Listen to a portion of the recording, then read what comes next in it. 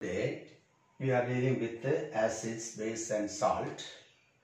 First you have to study how can you detect a given compound is acidic or basic. So we can detect whether compound is acidic or basic by using a chemical called indicators.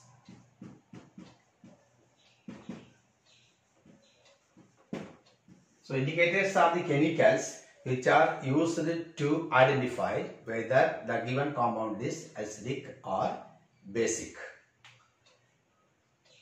And indicators are of different types. One is natural indicator.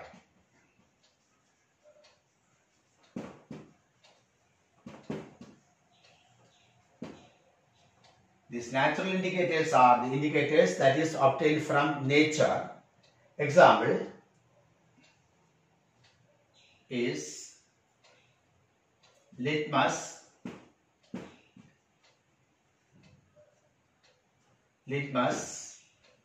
then turmeric.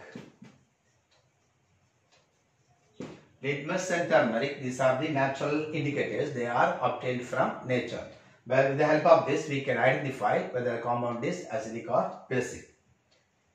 Then synthetic indicators.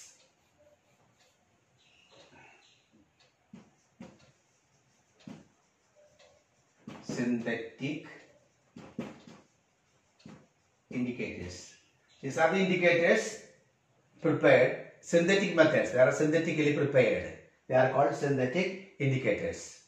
There are one, methyl orange.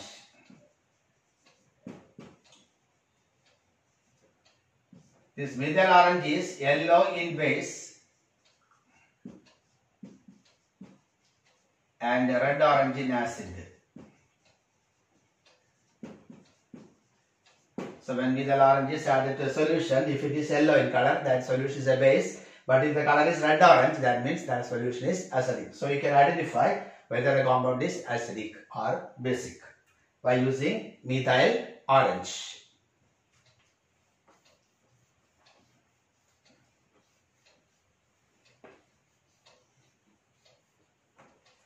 Second is phenolphthalein.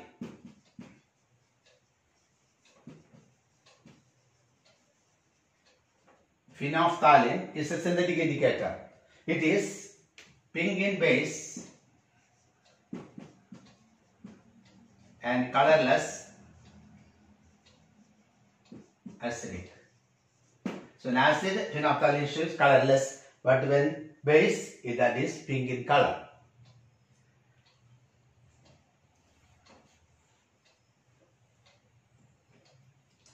There are some indicators which give different odor, that is smell, in acidic and basic solutions. Indicators which can give different smell in acidic and basic solutions, and they are called olfactory indicators.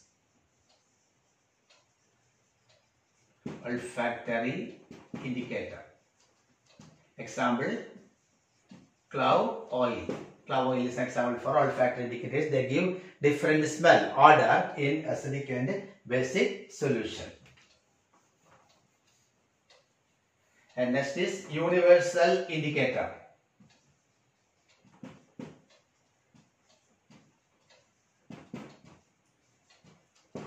Universal indicator is a mixture of indicators that give different color in different range of pH. So we can identify whether the solution is acidic and basic by comparing the color of the solution with the color code in the bottle. That is, they are called universal indicators. That's a mixture of different indicators.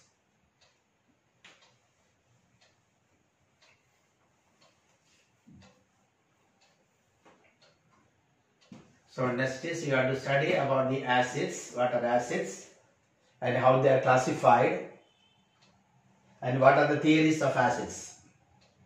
So acids are substances which have sour in taste and change their blue litmus red. So sour taste and turns blue litmus to red. It turns blue litmus to red color and it has a sour taste and that substance are called acids.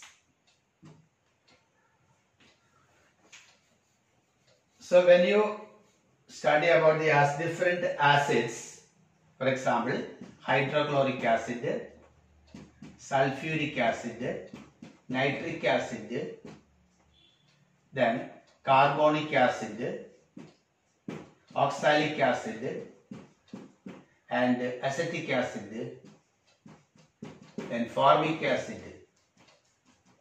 These are all are acids. The peculiarity is in all these substances which contain hydrogen, and this hydrogen is existing in the H plus ions. So the common factor is H plus ions, protons. So there are classification of acids. Acids are classified into two types. One is strong acid. Strong acid. The strong acids will undergo complete dissociation. They are called strong acids. Example,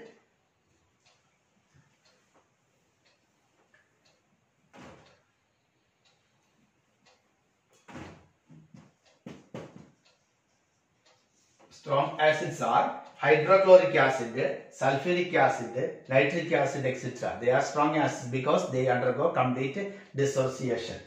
Then second classification is weak acid. Weak acid is carbonic acid, then oxalic acid,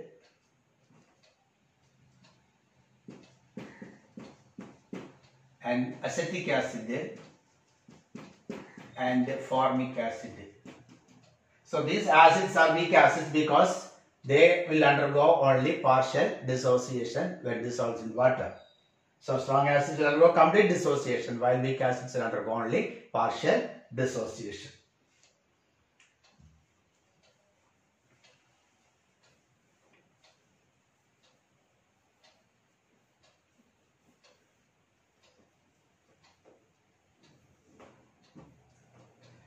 Next is we have to study about the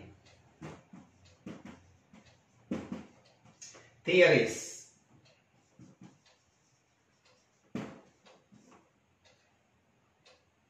The theories of acids you have to study. One is Arrhenius concept.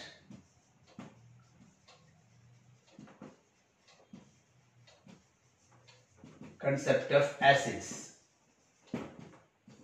According to Arrhenius concept of acids, acid is a substance which can produce H plus ions in aqueous solutions. So any substance which produce H plus ions in aqueous solutions, they are considered to be acid.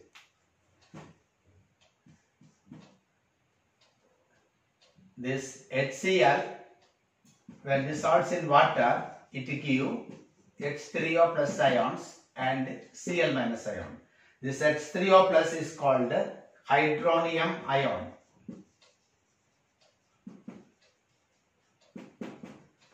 Hydronium ion. H3O plus is called hydronium ion.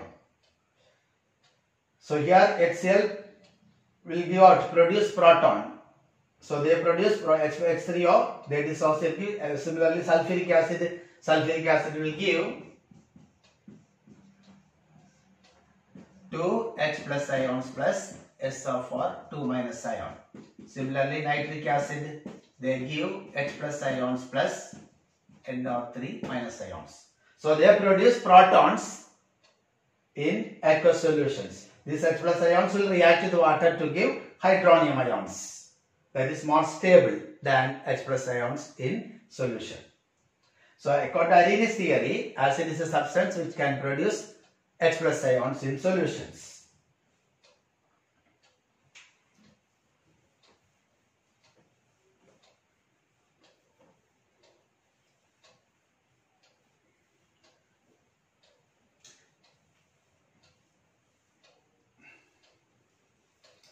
Then second theory is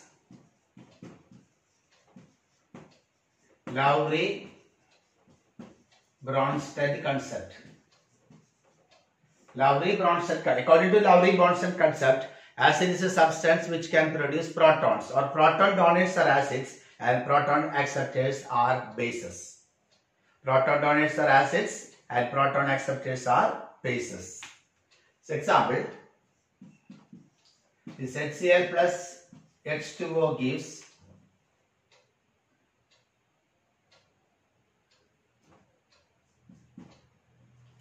H3O plus Cl minus. So this is acid and this is base, and H3O plus is called conjugate acid. Conjugate acid, and this is called conjugate base. Conjugate base. A conjugate acid is formed when a proton is accepted by a base. That is a conjugate acid. It can give out protons. And conjugate base is when an acid loses a proton, the remaining part is called the conjugate base, which can accept a proton. When it accepts a proton, again it becomes acid. So, according to our concept, acid is a substance which can produce proton donors are acids. And coming to third theory,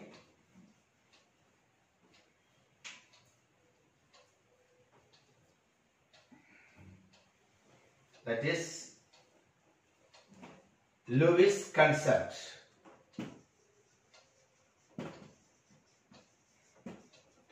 According to Lewis concept of acid, acid is a substance which can accept a pair of electrons.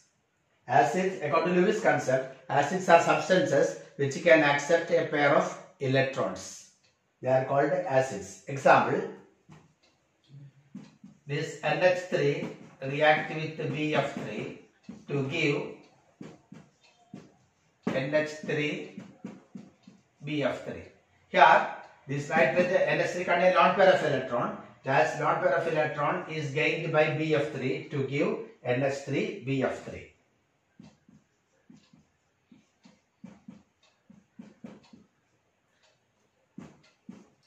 That's a coordinate bond. The lone pair of electrons of nitrogen that is given to BF3. So, for Lewis concept, acid can accept. Here BF3 is the Lewis acid.